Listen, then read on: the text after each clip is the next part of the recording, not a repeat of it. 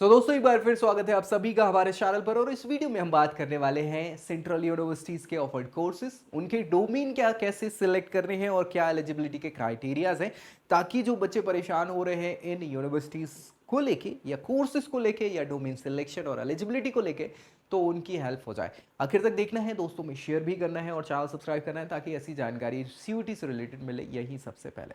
फिलहाल मैं बता दूं कि जो भी बच्चे परेशान हो रहे हैं किसी भी यूनिवर्सिटीज किसी भी कॉलेज को लेके या फिर डोमेन सिलेक्शन या करियर को लेके या कोर्स को लेके, तो बेसिकली नीचे आपको डिस्क्रिप्शन बॉक्स में एक प्रोफाइल एनालिसिस फॉर्म मिल जाएगा, उसको फिल करना है। हमारी टीम कांटेक्ट करके बताएगी क्या बेस्ट आपके लिए हो सकता है। तो स्टार्ट करेंगे। यहाँ पे क्या करना है हमको, ये हमारी ऑफिशियल प्लेटफॉर्म है या वेबसाइट है जो हमको यहाँ पे गाइड करने वाली है, cuet.nda.nic.in। यही आपकी थ्रू आउट पूरी प्रोसेस इस बार के एडमिशन के लिए यही काम आने वाली, क्योंकि यही सारी जानकारी मिलेगी आपको। ठीक है, बाकी आपकी स्पेशलाइज्ड यूनिवर्सिटीज के लिए अलग उनके पर्टिकुलर डोमेन्स हैं और वहीं पे सारी जानकारी मिलेगी, जो हम आगे आपको डिस्कस करेंगे। कोई दिक्कत नहीं है जब जैसी जानकारी आएगी, लेकिन यहाँ पे मैक्सिमम चीज़ें आपको मिल जाएंगी। यूनिवर्सिटी वाले ये टैब पर क्लिक करेंगे तो जो ऑफर्ड आपकी यूनिवर्सिटीज़ हैं जो पार्टिसिपेट कर रही हैं सीयूटी में, वो आपको मिल जाएंगी यहाँ पे, है ना। अलग अलग हैं वो, सेंट्रल है, स्टेट, डीम्ड और प्राइवेट यूनिवर्सिटी के अलावा कुछ अदर इंस्टीट्यूशंस भी हैं गवर्नमेंट, जो आपको देखने को मिलेंगे। इस पर क्लिक करेंगे, जैसे सेंट्रल यूनिवर्सिटी पे क्लिक किया तो सेंट्रल यूनिवर्सिटीज पार्टिसिपेटिंग 46 यूनिवर्सिटीज हैं सेंट्रल जो पार्टिसिपेट कर रही हैं, उस पर डिस्कस कर लेंगे। आज हम जो डिस्कस करेंगे वो सेंट्रल यूनिवर्सिटी ऑफ झारखंड पे डिस्कस करेंगे। किसके? Central university of Jharkhand. इस पर क्लिक करेंगे तो एक पीडीएफ ओपन हो जाएगा, है ना। और इसको थोड़ा सा बड़ा कर देता हूं ताकि आपको क्लैरिटी से इसको देखने का मौका मिल जाए। दिख रहा होगा ना, हाँ ये लिखा है यहाँ पे central universities, university of Jharkhand, है ना।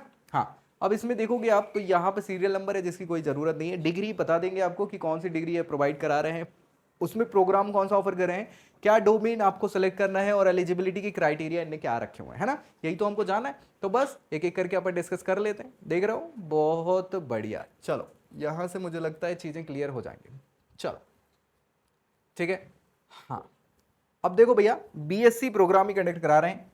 क्या? BSc programme. और बीएससी प्रोग्राम 4 साल का रहेगा, ये भी याद रखना है। यानी ऑनर्स प्रोग्राम कंडक्ट करा रहे हैं नई एजुकेशन पॉलिसी के हिसाब से। बीएससी मैथमेटिक्स से आप ये कर सकते हैं।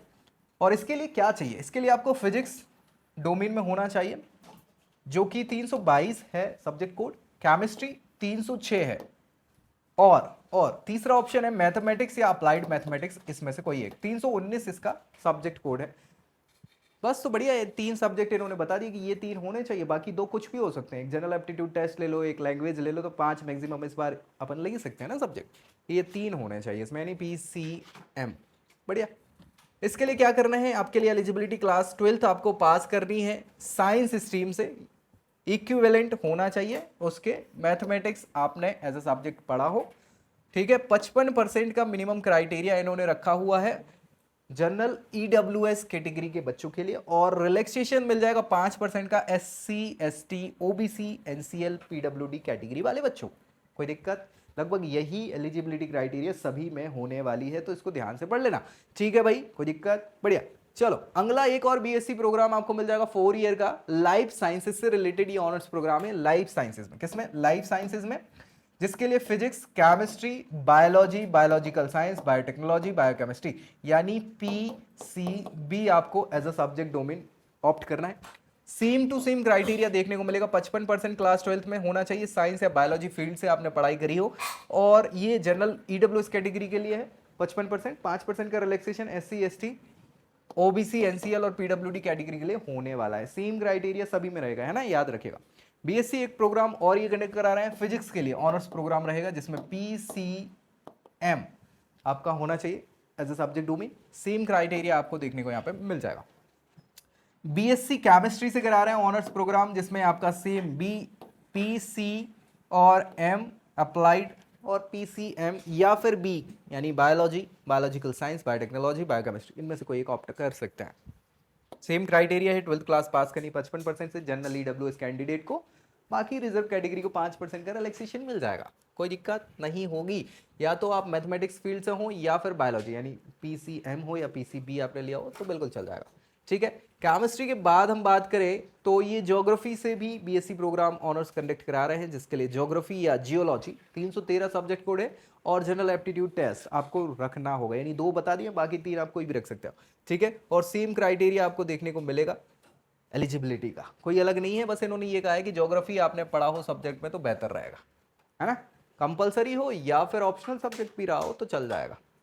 Next BSc programme environmental sciences के लिए ये कंडक्ट करा रहे हैं ऑनर्स का। फिजिक्स, केमिस्ट्री, एनवायरमेंटल साइंस आपको रखना है सब्जेक्ट डोमेन में। सेम क्राइटेरिया 55% 50% का आपका रहेगा, कोई दिक्कत है नहीं यहाँ पे, ठीक है। हाँ भैया, बायोलॉजी, केमिस्ट्री, मैथमेटिक्स कुछ पढ़ा हो, फिजिक्स वगैरह आपने 12th में तो चल जाएगा।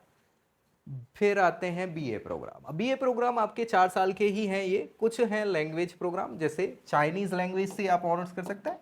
इसके लिए आपको कुछ नहीं करना, जनरल एप्टीट्यूड टेस्ट बस देना है। 501 उसका सब्जेक्ट कोड है, जो मुझे लगता है आप सब वैसे ही देने वाले हो। 12th क्लास आपको पास करनी है, 50% से मिनिमम और 5% का रिजर्वेशन क्राइटेरिया मिल जाएगा रिजर्व कैटेगरी के लिए, है ना, जनरल ईडब्ल्यूएस को छोड़ के बाकी के लिए। बीए कोरियन लैंग्वेज से भी कर सकते हैं, आजकल के ड्रामा बहुत चल रहा है ना। हाँ, तो आजकल के बच्चों को कोरियन लैंग्वेज पर कभी थोड़ा सा फोकस है, तो वो चल रहा है यहाँ पे। जनरल एप्टीट्यूड टेस्ट के बेसिस पे ही आप ये लैंग्वेज से बीए ऑनर्स कर सकते हैं। सेम क्राइटेरिया है, यानी 12th क्लास 50% से पास करना है जनरल ईडब्ल्यूएस कैंडिडेट को, और बाकी रिजर्व कैटेगरी को 5% का रिलैक्सेशन यहाँ पे देखने को मिल जाएगा, है ना। 12th क्लास किसी भी स्ट्रीम से पास करिए, बिल्कुल एलिजिबल है, कोई दिक्कत नहीं है यहाँ पे। फिर आता है इंग्लिश के लिए, तो इंग्लिश और जनरल एप्टीट्यूड टेस्ट आपको ऑप्ट करना है, यानी लैंग्वेज और वो बाकी 3 डोमेन सिलेक्शन आप कर सकते हैं आपके हिसाब से। सेम क्राइटेरिया कोई अलग से है नहीं।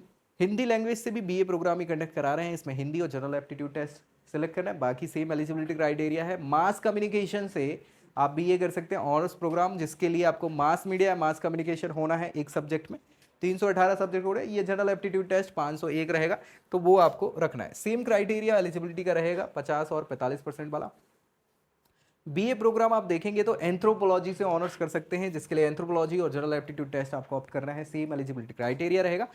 पॉलिटिकल साइंस से भी सेम आप ऑनर्स कोर्स कर सकते हैं बीए का, जिसमें पॉलिटिकल साइंस और जनरल एप्टीट्यूड टेस्ट आपको रखना है। मतलब आप समझ गए होंगे कि जिस पर्टिकुलर स्ट्रीम से आपको करना है ऑनर्स कोर्स वो हो और जनरल एप्टीट्यूड टेस्ट हो, तो भी आपका काम चल जाएगा। सेम क्राइटेरिया है 50% 45% का रिजर्वेशन वाले, ठीक है। सो इकोनॉमिक्स से भी बीए ऑनर्स कर सकते हैं, इकोनॉमिक्स या बिजनेस इकोनॉमिक्स, दूसरा जनरल एप्टीट्यूड टेस्ट। फिर बीकॉम कर सकते हैं भैया 4 साल का ऑनर्स, बीकॉम ऑनर्स उसको कहते हैं। तो भैया अकाउंटेंसी या बुक कीपिंग एक सब्जेक्ट हो, दूसरा सब्जेक्ट इकोनॉमिक्स या बिजनेस इकोनॉमिक्स हो, और बिजनेस स्टडीज हो सकता है। तो 3 सब्जेक्ट ये रखने हैं इकोनॉमिक्स ऑनर बीकॉम ऑनर्स के लिए।